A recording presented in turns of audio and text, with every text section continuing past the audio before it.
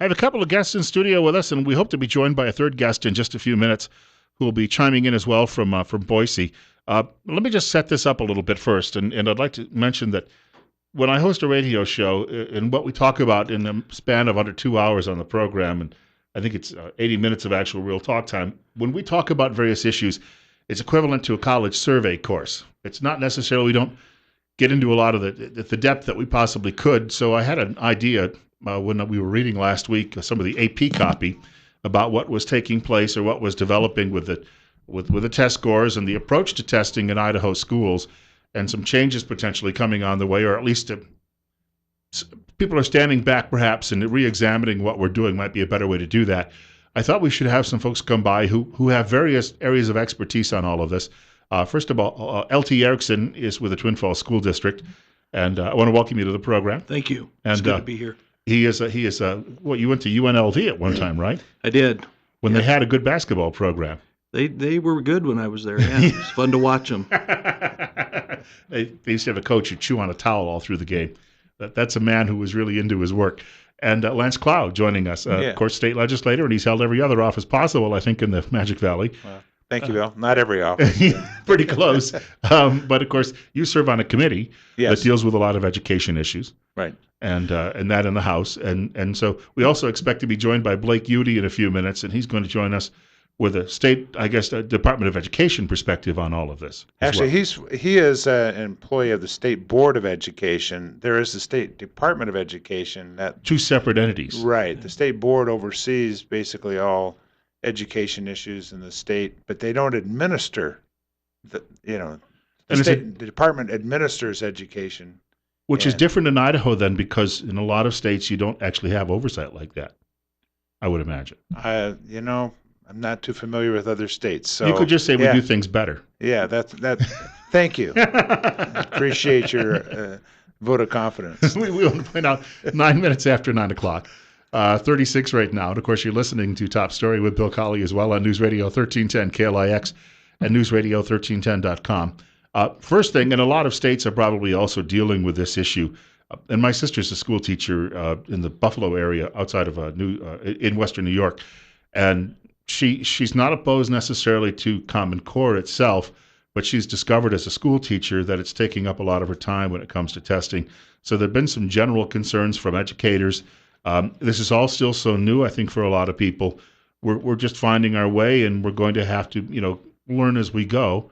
I don't know, either one of you, are we going to see any dramatic changes coming up, or are we just going to tweak the system? Well, I'll talk from the state perspective, and of course, education is broken up in many aspects. You have the state legislature, and they write laws that everyone has to try and figure out how to enforce to oversee education, and they also approve the budgets. State Board of Education gets more into a lot of the detailed policy that's left a little vague by the legislation. They have to enforce and put into place any laws that are placed on them. State Board of Education and the Department of Education, two different entities, they each can promulgate rules. And a lot of the rules is when you get into the details, what the schools have to deal with, or for that matter, any agency. So you think about agency rules. The rules in Idaho, which is unique, Bill, is that the state legislature has the ability to, if you want to say it, reject a rule. Whereas in the federal government, when the EPA or any of the agencies write rules, there's no congressional oversight of those. So in Idaho, the state legislature actually reviews every rule change, proposed rule, before it goes into effect. So, we're looking at a lot of those things, and the State Board of Education has been looking at the policy issue with regard to the testing, and specifically on the testing requirements for graduation. Mm-hmm. And I think LT can address how those work better than I can.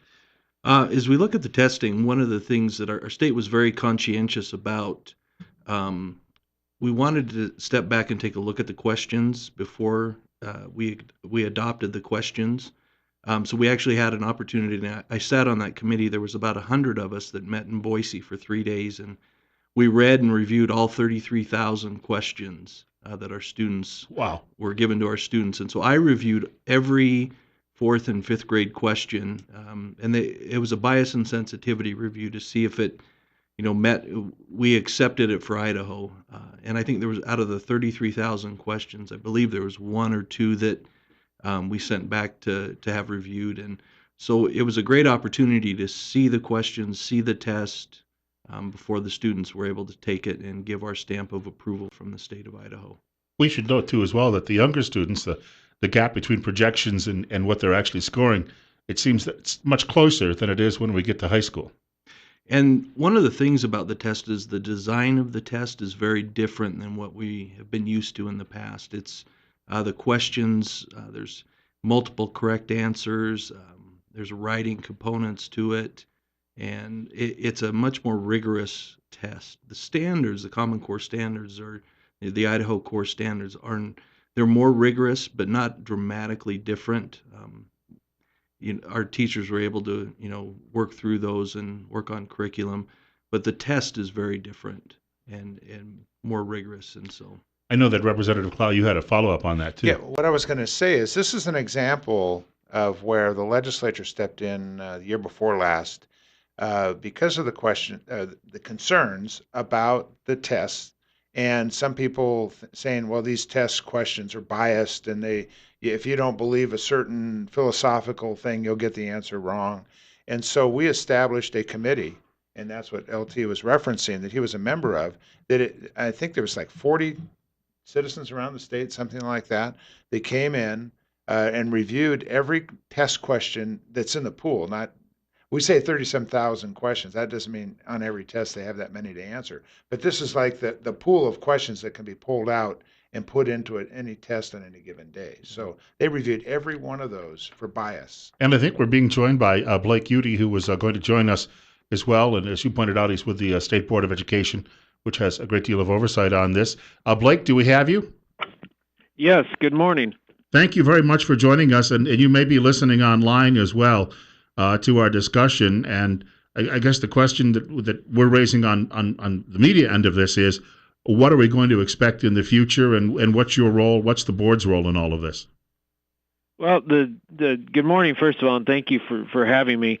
The State Board of Education, overall is charged with the governance of public education, kindergarten through college in the state of Idaho. So as we look at the assessment, what we're really looking for is a measurement of student achievement, and that ultimately students are college and career ready as they leave from high school and move on to their post-secondary education pursuits. Leading up to that graduation, obviously doing some sort of standardized measurement year to year to see how students are progressing, to see how they are achieving in relation to the content standards we have in this state for preparing students to go on is important. And to have that uniform measurement or that standard measurement really allows us at the state level to gauge what we're doing well, what we need to help support school districts and students with, and where the state should go in future years. And I don't know if we have any follow-up, LT, on that here. No. And so the question becomes, how can we best, tie this all up into a nice, tidy bow? I mean, in the beginning, obviously, I think no one was surprised that we were going to have a few bumps in the road. Mr. Udy, maybe you can address that. What's the next step here to make sure this is a smoother ride? Well, I think I'll say first of all, our computer system doesn't allow me to listen online. So if I sound like I'm not quite in line with your question, just sort of redirect me. I think what's next is the state board, particularly when you look at high school right now, the state board has taken steps to ensure that while we need to test our students, particularly our 10th graders at least once in high school, that the ISAT this version is still relatively new. They've taken steps to not have it be a graduation requirement for this year's sophomores when they graduate in 2018, because we know we're only in the second year of implementing this new version of the ISAT, and we want to see how students perform after this year. We want to see how teachers and schools have been able to adjust teaching and learning to help students succeed, and to have students be better understand how this test works. I mean, this is a completely different format than the test that you and I took, where we picked A through D and bubbled it in with a pencil. So there is some significant change that we all need to adjust to. I want to point out, by the way, that our guests are all joining us on relatively, I think, short notice in the last couple of days, but they're all here because of varying expertise in what we're talking about. It's 9:17, and we have a break coming up in just a couple of moments, but we're going to continue the conversation with them following that. Here's something, we hear a lot about people objecting to Common Core, and I know that objections come from a lot of different areas. Is there some freedom state by state? I don't know who wants to answer this. State by state, that allows us to actually tweak this and make some changes where we could be different than, let's say, Wyoming or Montana? I'll try to answer a little bit of that, and then maybe Blake, you can chime in. My understanding is, the whole purpose of Common Core originally was to have a common measurement that you can compare how are kids in Idaho, how are students in Idaho performing compared to other states. And we had so many different systems out there and measurements that a group of, I want to say, state superintendents got together and governors and said, we need to come up with a way to compare to find out if our students are doing better. You could go to one state and they could say, well, our kids are scoring 85, 90% on all these tests. And you go to a different state and they go, gee, we're only scoring 79. And so you're doing much better. But then you find out that their tests were much easier, or their curriculum requirements are much less than their standards. So there has been some movement that's how this all came about. My understanding is there is some ability to adapt your Common Core standards, but it's very minimal. And maybe Blake, you can address that. Maybe I'm incorrect on that. Well, tell you what, we'll have Blake hold on to that thought for a moment. We've got a short break coming up in just about 30 seconds. Just to recap, though, if you're just joining us, we're having a conversation this morning about school testing in Idaho, and I think we're giving the impression that nothing here is carved in stone, and probably that's a good thing, because this is a new opportunity, but it's also a learning opportunity for everyone involved, not just the students as well, but the people who are putting this program together. We'll be taking a short break. More with our guest coming up in just a couple of minutes. It's 37. That's the warmest it's been this morning. Kind of feels good for a change, I guess, when even you're in the 30s, to see it improve a little bit. You're listening to Top Story on News Radio 1310 KLIX and newsradio1310.com. We have some guests joining us this morning, and our topic has been Common Core and testing, and how it's an evolutionary process. First of all, L.T. Erickson is joining us, and I think his title is Director of Secondary Development. Secondary Programs. I might have put some of the words out of place there, but I hope I got that right. Yep. And he's in the Twin Falls School District. And also Representative Lance Clough is joining us as well. And of course, he serves on a committee in Boise that discusses these issues. And then we have Blake Udy joining us, and he's with the State Board of Education, which has, as he was pointing out in the last segment, they have oversight of all education up through college as well here in the state of Idaho. And they work to help set those standards for education. It's 36 and coming up on 9:24, and Bill Colley with you as well on Top Story on News Radio 1310 KLIX and newsradio1310.com. But Mr. Udy, we left off. You were going to pick up right after Representative Clough. Please feel free to go ahead. Well, good morning again. The topic I think we were discussing was the opportunity to have the standards be somewhat Idaho specific. And absolutely there is that opportunity to do that. The standards are reviewed about every 5-6 years through the Department of Education, and there is within the overall Common Core Standard or Idaho Core Standards an opportunity to make a percentage of those be much more Idaho specific. But additionally, these are standards. They're not the curriculum. So school districts absolutely have local opportunities also to choose that curriculum and tailor that somewhat to be more Idaho or more Twin Falls or more Boise or what have you, whatever they think is appropriate for their students, in teaching and learning. I've got a question I'll throw to any one of you. And this is, of course, we're trying to have some standards, but I can remember from my Q tests an argument going on 10, 15 years ago that, for instance, somebody who grows up in a rural community in Idaho has a different set of worldview than someone who grows up, let's say, in inner city Los Angeles, or San Antonio or Baltimore. Does Common Core still respect those differences? I think the standards, as we look at the standards, they're focused mostly, we have the literacy, the English language arts standards and the math standards. And so they're really focused on skills that the students need to acquire. As we look at the standards, we want them to achieve to a certain level, skills that they need to acquire as they go to school. And many of those skills, as was mentioned earlier, it allows the local level to decide how they're going to meet those standards, and so they can tailor it to their students. And that's generally done within the local school districts are able to tailor that for their students. And that was what the bias and sensitivity review was for, also to look and see, are there things in there that it may be an ELL student, they wouldn't understand what a yacht was or certain terminology. And so that was a big part of what we did there as part of that bias and sensitivity review, make sure that it would be applicable to all students. I know I had mentioned it's an evolutionary process. I guess one question to be asked is, will it always be an evolutionary process? I don't know who could handle that one. I mean, are we going to continually tweak it? I've been in education now for almost 20 years, and the changes that have gone on over that time, it's truly amazing. It's continually evolving, and really at the root of what we try to do is do what's best for students, and we want our students to be competitive when they go out into college or their careers or whatever they do after high school. We want them to be competitive, and that's really what drives us. And so it continually evolves. The Common Core standards, I think, were a good evolution. The new assessment, more rigorous, was a good evolution, and I think it'll continue to evolve. There's got to be also, I think, somewhat of an advantage, at least still in Idaho, because to a great extent, it's still a very homogenous culture versus what we see in other parts of the country.